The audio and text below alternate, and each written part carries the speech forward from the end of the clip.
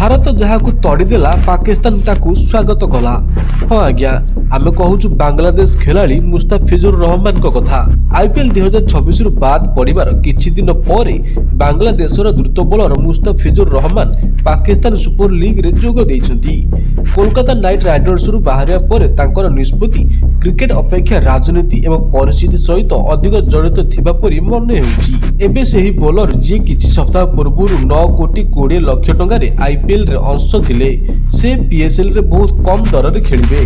PSL रो सरकारी social media account रे तांकर अंश ग्रहण निश्चित करा जायतिला।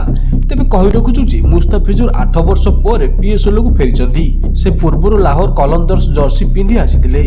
पीएसएल रो ड्राफ्ट जनवरी 21 रे स्थिर होईची एवं लीग आईपीएल रो मात्र 3 दिन पूर्व अर्थात 23 मार्च रे आरंभ हेबो।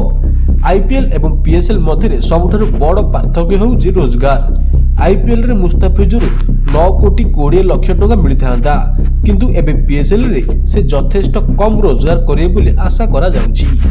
पीएसएल इतिहासर सबुठारु महंगा खेलाड़ी डेविड वार्नर थिले जहांकु प्राय 2 कोटी 70 लाख टंका रे किना जाइतिला।